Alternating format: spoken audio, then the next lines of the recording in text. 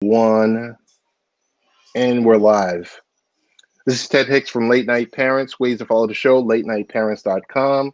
On here with my good friend Drew Armour, and people are already in the chat room. This is weird. So whoever is 44 EI, or we already have people chatting with us, and I'm like, we're not talking about anything yet. But how are you doing? I'm good. Welcome to everyone in the chat. I'm saying hello to our chat and to YouTube. And and the doorbell is ringing. Only on, jeez.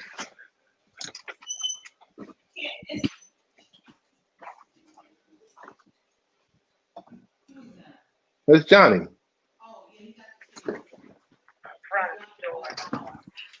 What up? What up? How you doing, man?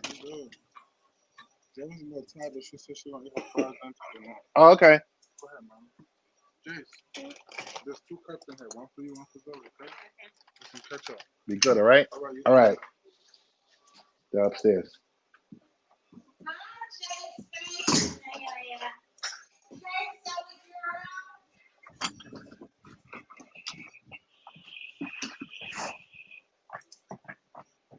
All right. We're back after, I don't even know what that was. You must be live to comment in Periscope. Okay. So we're back. Dude, what's going on? It's been a while since we talked. We usually talk politics as usual. I guess we're going to talk a little bit of pandemic madness and whatever else is on your mind. So what's new? Nothing. I ran through all my cooking energy. Yeah. So now I moved on to Twitch channels and learned the guitar. Dug out my guitar grimoire, and that's where I'm at now. So tell me about when you were cooking. What were you actually cooking? What was the best meal that you made? Well, all right. So I stumbled across this pasta recipe with spinach. So you essentially, I'm trying to remember how you did it. So normally there's a meat of your choice, and after you fry up the meat in the pan, then you throw in dry noodles and you throw in a whole bunch of broth, and then you have the broth and the meat kind of co-cooked together. It's kind of like a one-pan kind of meal. It takes about a half an hour, and it's sort of really, really good, and it's sort of really, really cheap. But the problem with it is I actually made a YouTube video on it. It takes about 40 minutes to an hour. I think the video's in. But the problem with it is it's pasta, right? So you play video games all day, and then you have pasta, and then you play video games all day, and then you have pasta. So I was doing too much just carbs without going to the gym, because I still haven't gone back to my gym. Is your gym open? So yes. Oh, your gym is and it's open. 24-hour, right? So every time I'm like, yeah, my gym is open. I haven't gone back though. I mean, so when did your gym open? Here. When did your gym open? Oh man, I want to say it's been open for about 5 weeks now. Yeah, I've been thinking about it. So tell me. So that's something I never do. Half capacity, a third of a capacity, or is it full capacity? Nah, when I went there were about as many people in there as employees, and there were about 5 employees behind the desk, and a couple of milling around wiping things out. So maybe 7, but there was like there was a ton of space, but still, I was just kind of like, mm. Were the exercise equipment, was it spaced out or was it like normal? I think I lost your volume. You can't hear me? Is it me? Hello, hello. No good? Let me test my mic. My head's holding. Give me a sec. All right. All right. Hello, hello. Yeah. Okay. Can So you hear me? yeah, I can hear you. Can you hear me? Can you hear me or no? Can you hear me? Yeah, I can hear you. Okay, I can't hear you though. You can't hear me. Okay. So let me test my audio. Audio.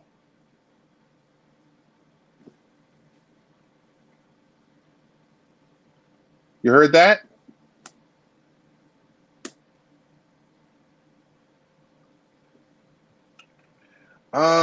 Maybe it's because your earpiece was synced. Maybe because your earpiece was still Yeah, I can't connected hear via you. That's on Bluetooth. your end. No.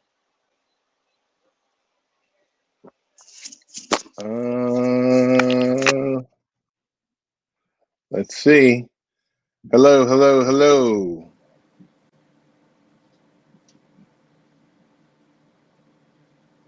Do you hear me now?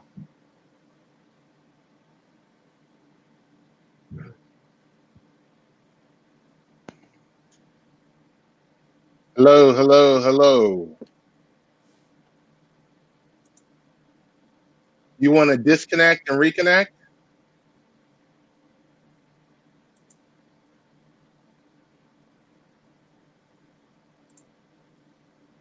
Yeah, you're quiet. I went to the channel. You're quiet on the channel too. Yeah. Do you want to disconnect and reconnect?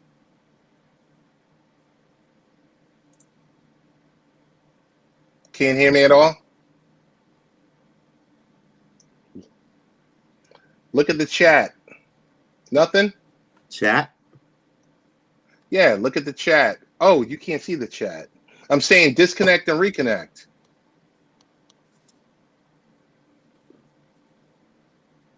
Disconnect from the studio and reconnect to the studio. Got you.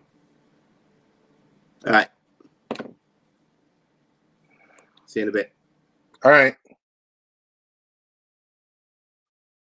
So this first 8 minutes have been a total S show. It's a shit show. That's what it is. I don't know what else to say to it. But we've had all types of audio, video type of issues. We're waiting for. And Say it again. I said, "How was that on my end? You could hear me. I can hear you. But You couldn't hear me. but And I like, couldn't hear you. disconnect. But I had to reconnect. Yes. What?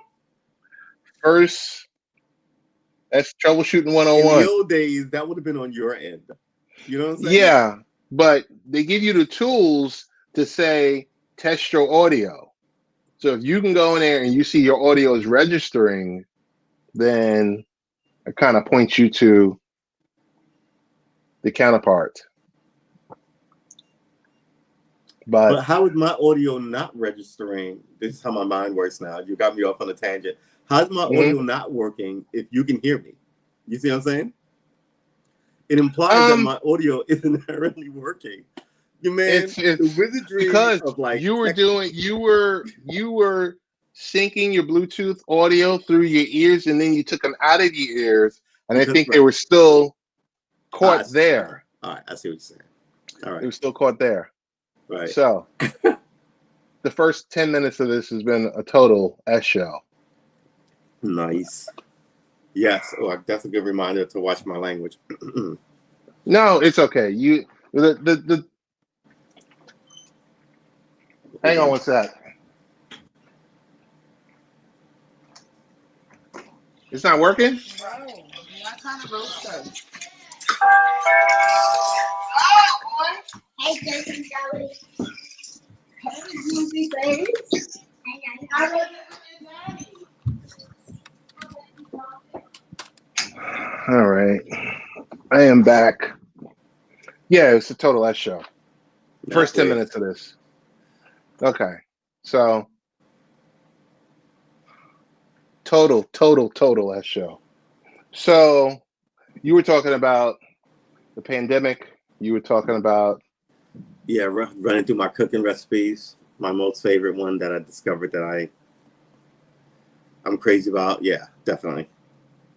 And we started talking about gyms because you said you were eating a lot of carbs. You were playing video games. You were eating a lot of carbs, playing a lot of video games. And then you said the gym. And I said... Sitting in this chair. Because gyms just opened in New York. A word?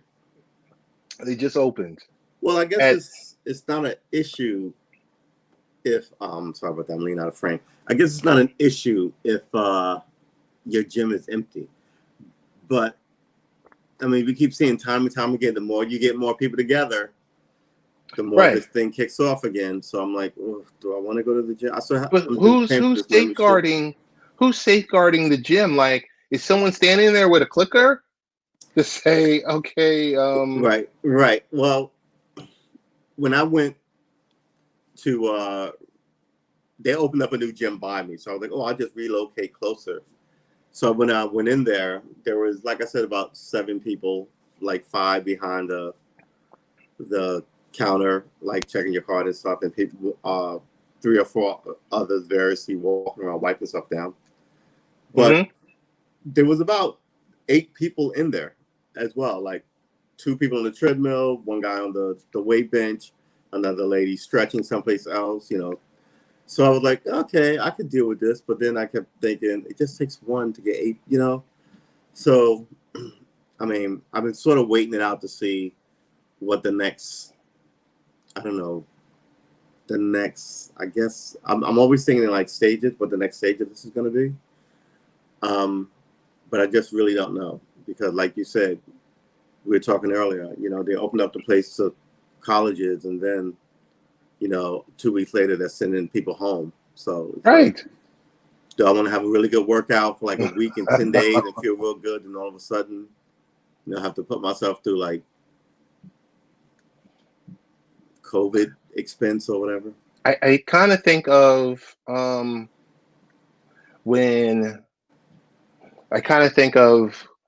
companies like Mira.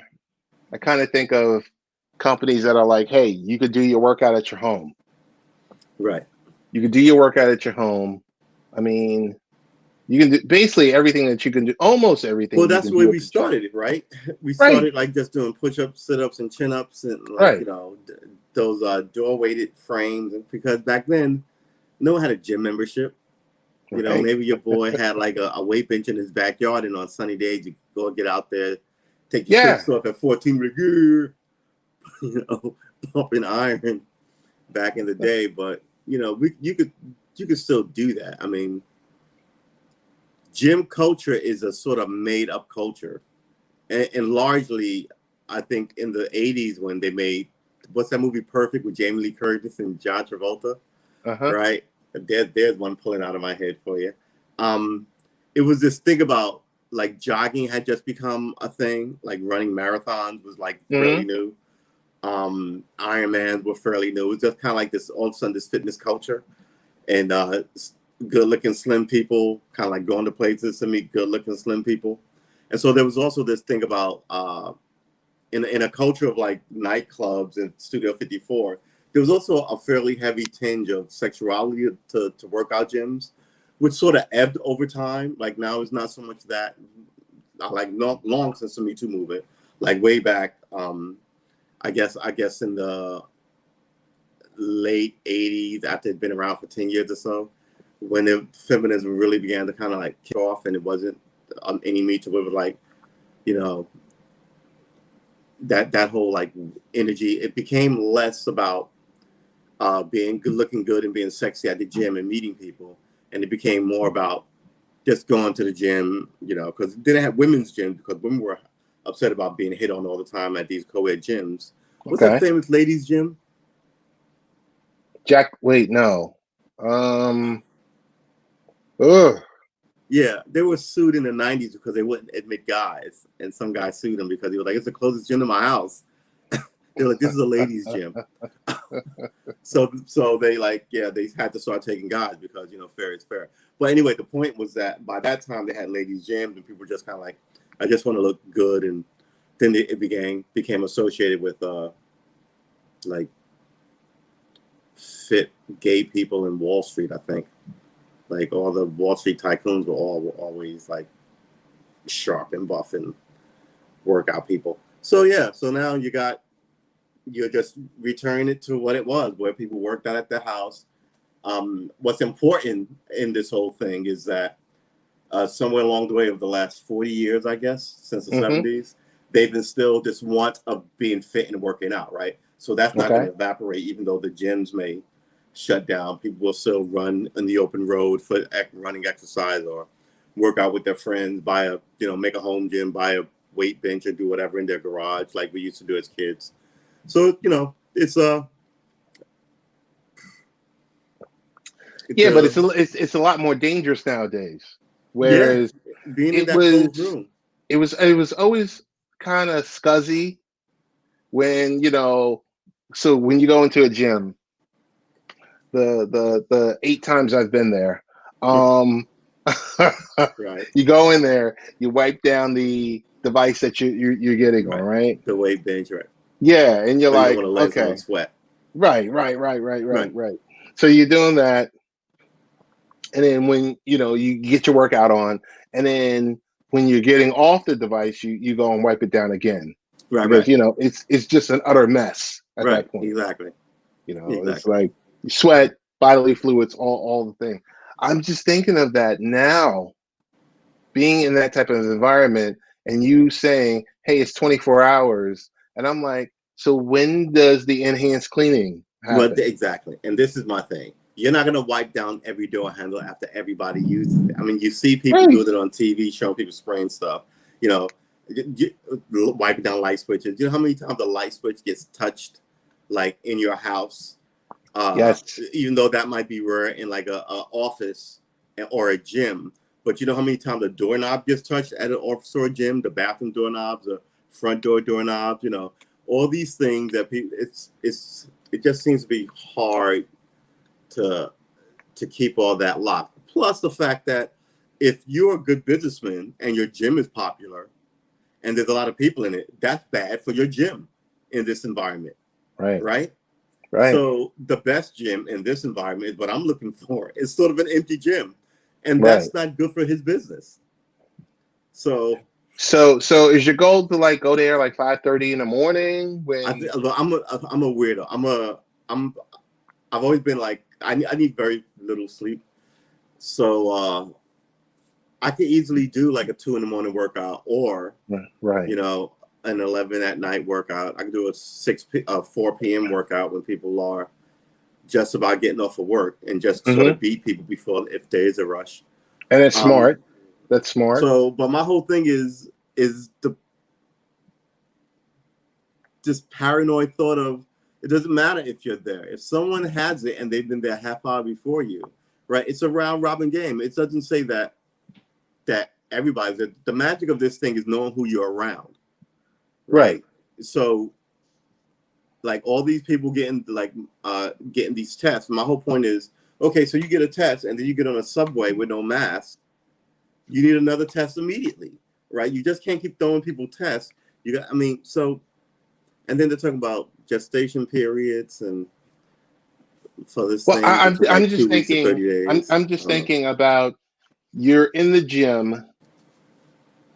You walk into the gym and you're like, "Hey, it's 2:00 in the morning or whatever like that," right? Right. Your scenario, but let's just say at 1:00 in the morning, someone who was, and of course we're being extremely paranoid right now. Right. It's 1:00 in the morning. Someone who was positive has walked in there. They sweat. They're talking. They have their earbuds in. They're working out. Right, and they look perfectly fine like everybody else. Right, and they're getting through their last, you know, either that last crunch or whatever, and the stuff is just, you know, spraying. Right, exactly. There's a projectile.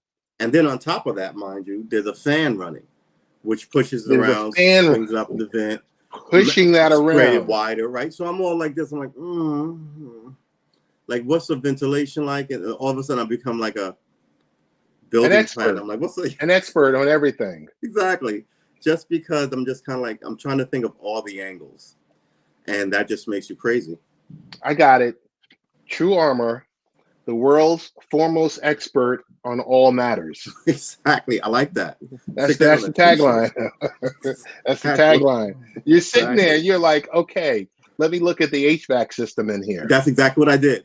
I was like, because the other place that I just left had it was a bigger area and nicer laid out. This one's just closer, but it, you know, it'll do. But I was like, okay, it's like I could. I'm just being paranoid. Just go. So, but yeah. So instead, I just went on a diet, and I'm sort of getting my weight under control. Okay, I got you. Yeah, I got you. But here I've been doing push-ups and deep knee bends just to kind of keep it honest. But yeah, I think I'm gonna have to start running just to kind of. Exercise helps your mood as well, not just your physicality to keep like the weight off. It helps you feel better. It releases endorphins of like, you know, if you need to feel more positive about a business meeting or something like that, it elevates all that, and then it can keep you a little higher. Yeah, it's known to cure depression too. So all you cats out there, whatever exercise you decide to do, you know, just do it regularly. And this is definitely be good. This is definitely a time where you could really, really, really be depressed. Yes. Yes. I mean, you're not seeing people, you know, you're not going out to clubs. You're not clubs like, you know, but you know what I'm saying? You're not interacting with people generally. And there's this paranoid sense of, well, I want my kids to go and hang out, but who are they hanging out with? And that, you know, yeah, I mean, everybody's a bit stressed. They talk about all this bad energy between people, like couples and like parents and their children. And I'm like, there's problems in the family dynamic. Like the people who know you best, you have an issue with because you're under each other 24 hours a day. It's like, you know, house arrest with like.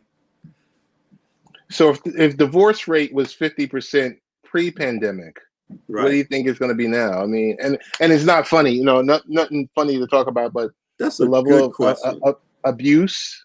Yeah, you know, child abuse and all of that stuff. All of that stuff is up. Once the money becomes stable, people may just bail out on their partner because now they need them for economic security. Like if you had a 2-family gig and now only one person is working, you're not trying to get a divorce. You know what I mean? Yeah. I mean, and I generally, hate at least, for it to devolve into this part of the conversation. Yeah. But it's a trying time for everyone. Yeah. It's a very trying time for everyone. It's, you know, because and we've talked about in various chats and in our chat room or virtual chat room that we both sit in, where it says September 1st is right around the corner. We're not seeing the commercials anymore that said, "Hey, we're with you." Yeah, it's a week away. We understand what you're saying, what you're going through. Just give us a call. No companies are talking about that anymore. No. It's window dressing. They always say they get it and they agree, but it's always window dressing. One of my buddies from Durham text me. Was it last night or? Yeah, it was last night. If it wasn't last night, then it was Friday night. And he said, yeah, there was just a massive amount of people that were moving out of his complex. And I said, yeah, they're probably 3 months behind. Their jobs are either non-existent anymore or those businesses have been closed. They can't make the payment. Don't think that everybody's in love with New York. Like some people are like, well, I was thinking about leaving anyway. So this just solidifies me going home, paying $3,000 in rent, and you know. So I mean, it's what's the whole thing about behind the curtain? You know, all that luster begins to dim when you realize, you know. I can't see anyone wanting to come back to New York. Yeah, The rates, it took me a while to get over it, but yeah, I the don't miss a rates lot about are it anymore. ridiculous. But and this is like in Durham, North Carolina, Raleigh, North Carolina. Yeah, You know, these little towns all across America where and I hate for it to devolve into this part of the discussion, but the politicians haven't done their jobs. There's no more relief packages. No, they have done their job. Their job is getting reelected. They haven't done Okay. right by us. They haven't done right by the people. So, right. So even if one part of the government, if the House has done their job, the Senate won't pass it because of this warfare, this essentially. dysfunction. So you got people are more than stressed out. They're pressed. Yeah. And right. We're kind of at the point of it's and the evictions, which are going to start to pile up. And then when you start to see the homelessness, and then when everywhere looks like San Francisco, right. And then it's going to be election time. Yeah. So for you to receive your ballot, everybody and tell you that you're losing your democracy. You know what it sounds like to have a politician tell you you're losing your democracy? Like, well, then why? How did we get here? You shouldn't have let this happen. You are just as culpable in being guilty in your accusation, you know, as you are as it is a confession. You know what I'm saying? It's the whole place is just it's falling apart. I don't think they even realize the nonsense that they're speaking. You know, they like do. no one's listening. They don't care. Yeah, no, they don't. They really don't care. It's like you've already reached the mountaintop. Yes, exactly. You have all your political coffers and donors in place, and you're making sure you play to them and you appeal to them. Yep. I mean, and that's this idea that we know what's best for you versus, you know, listen to what the people tell you they want worked on, right? So now we just have this society of perpetual conflict against citizens, sort of fought out by 70 and 80-year-old politicians on both sides. You know what I mean? It's just sort of, I don't know, man. I think they're exposing themselves as nonsense people, and that can be dangerous. And so you're gonna send everybody's kids back to school. I mean,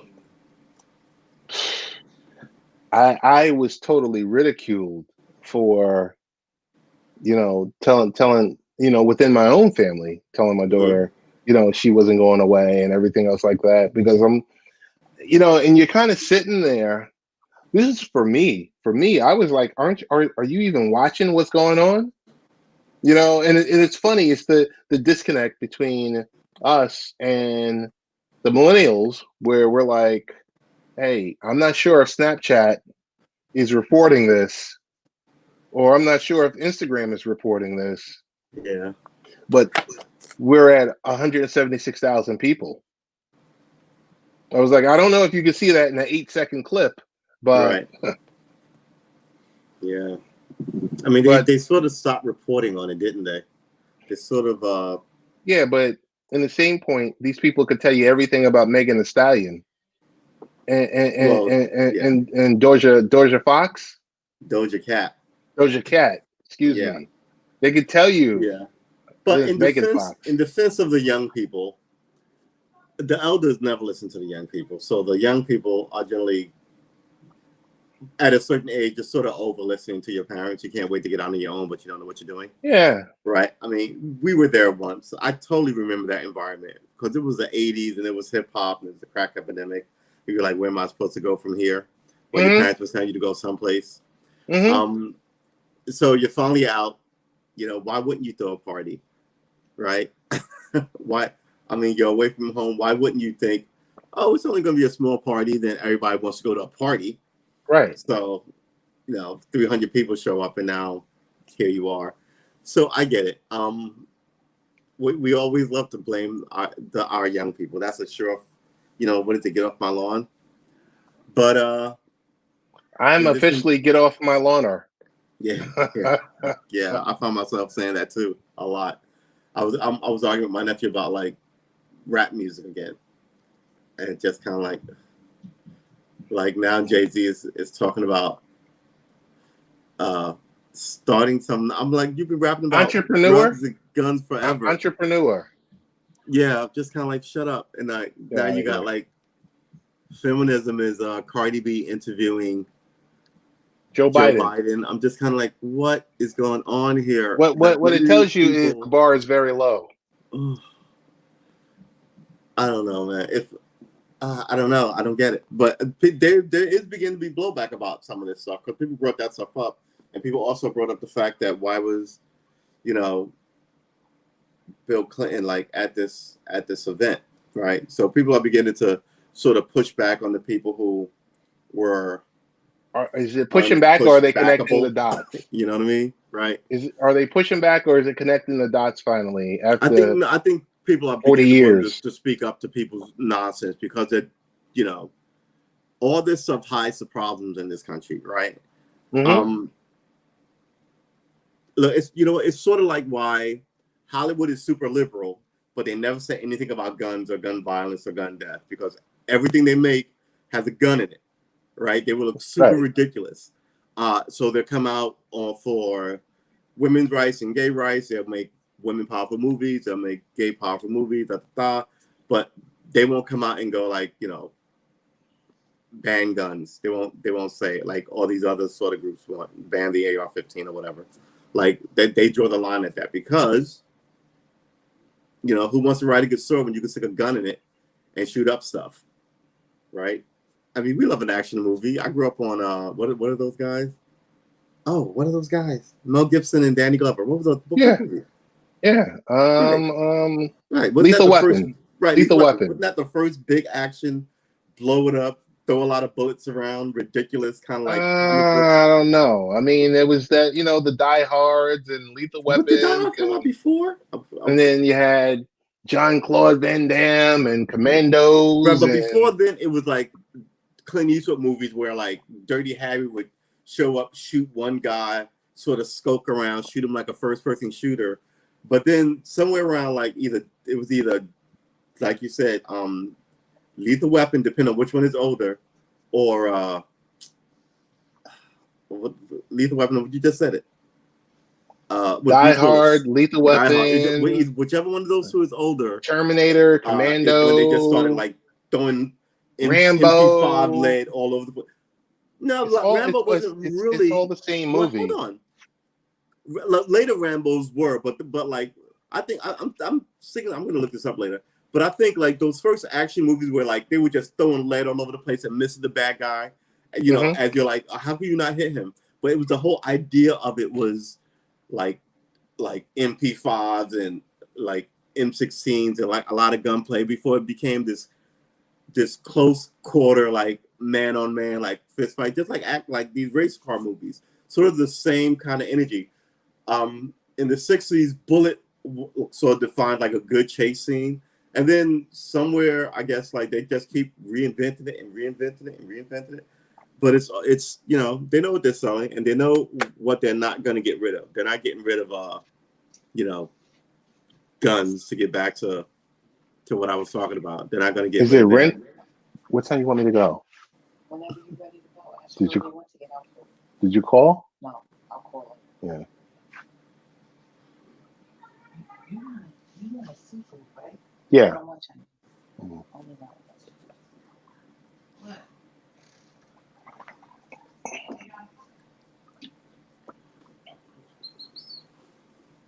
All right, I'm back. I'm sorry. No problem. I got pulled into. Yeah, what do you know about Rasa Pasta? Nothing. There's this place down here that makes oxtail Rasa Pasta. Dude, so good. Yeah? Yeah, you'll break in overnight just to get another bowl when they're closed. It's so good. You'll risk jail for it. It's pretty good. So, yeah. So, the restaurant is called Rasa Pasta, or what they make? I won't tell you the name of the restaurant, but the dish, you can look it up online. The name of the dish is Rasa Pasta. Okay. and you can make it with chicken rasa pasta, vegetable rasa pasta, oxtail rasa pasta, you know. But yeah, it's Have you tried to make it yet? no, I think that's the next thing on the list. Yeah. Yeah. Because I'm just overloaded with protein, which means there's going to be a lot of like oxtail in it. Right. So I was looking up online, and I have what do I have in the fridge? I think I do have oxtail. It's either oxtail or ham hock, but I forgot. But I was going to make collard greens, Okay. which then my sister made a batch, and I was like, ooh, why am I even messing around? I just come over here. So that's still in the kitchen, in the freezer. So yeah, I'm gonna definitely throw something up. I need to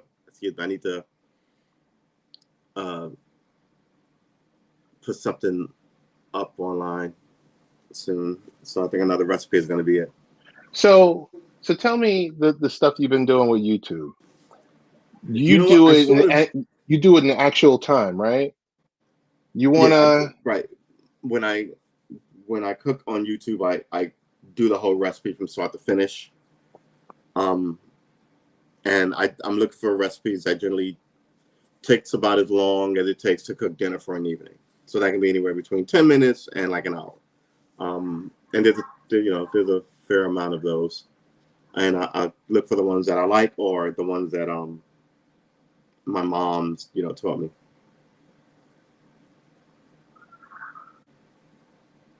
So let me go here. It looked like Prince's flag.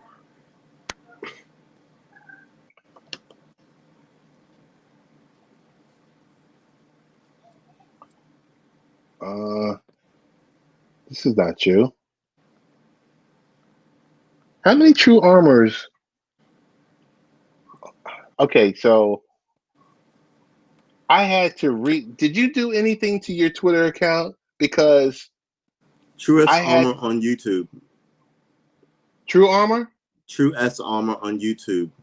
Yeah, but True Armor on Twitter. There you go. All right, I'm subscribed. And we go to videos. Can you see this? No.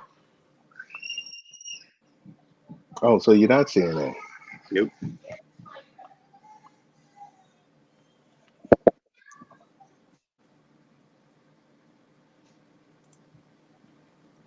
Stop sharing. Share. Chrome. The goodness. Okay. Do you see that? Yes. Okay. So that is just the quick goodness that I like. I may actually make more of that later. So so you fry some sausage and some onions. You get it all good, and then. So you do it in real time, because I know a lot of people do it in, it's a 10-minute video. Right. I don't like those. I mean, here's my thing. I'm not a great cook, but my mom taught me how to cook. Right. I watch a lot of and a lot of people can cook. Don't sleep on people. A lot of people aren't chefs, but a lot of people can cook. So if I'm looking at these things, what I'm trying to do is level up. Right. And I don't see a lot of people leveling up. You know what I mean? So they'll cook something, they'll chop it down to like 5 or 10 minutes to give you a good sense of it. But some people like long form videos. I like a long form video. And some people are excellent at following directions, right? So someone who's never cooked before can watch this and knock it out. So yeah, knock stuff out. So when you do a cooking video, are you also posting the ingredients and everything else like that, or the steps that you take in? Yeah. Okay. I give you all the information. Recipes should be free, like plants and air and water. You know what I mean? Right. So yeah. And it's also for me too. I need to kind of stretch these legs in this quarantine. Stretch these legs in what sense? Good. Like, cook more, cook out of my realm, cook out of my depth. Okay, I got you. Not cook the same thing over and over and over again. Learn some new stuff. I don't bake, but I was thinking about maybe the next stage of my cooking will be baking, because I've been thinking about a lemon meringue pie. Okay. Without the whipped cream on top. That's sort of my favorite pie. Or a key lime pie. Something that I try and cook things that I like that I don't get a lot of. So I think I like what's that? Like Swedish meatballs. Those recipes are complicated, right? So you got to go through all this stuff for good Swedish to cook it like the Swedes cook it. But yeah, so maybe I do that, and I like to try a recipe several times, so I know I'll use up all the ingredients. So yeah, okay, yeah, it's good stuff. I just had to get your take on that because I was like, nowadays, like attention span is really really short. But for your hardcore cooking fans, so I guess what I'm trying to find out is, are there more long form cooking videos or are there more short form cooking videos Well, I out think there? the original form of cooking videos is long form, right? Like they would be on PBS and you'd watch, whoever you Like Julia watch, Child and right? that type of stuff? Julia Okay. Childs and Emeril Lagasse and all these people cook for at least half an hour. And then they would give you a goofy summary. So, but on YouTube, the idea is that no one watches videos more than 10 minutes. So everybody adjusts their videos to that That's audience. sad. Yeah, That's but some sad. of us will look for some of us look for all sorts of weird stuff on YouTube. And some of it is short and pithy and some of it is long and, worthy. I'm always watching Adam Savage build stuff, right? He could start from start to finish with no edits and build stuff for like 2 hours, and I'd watch it.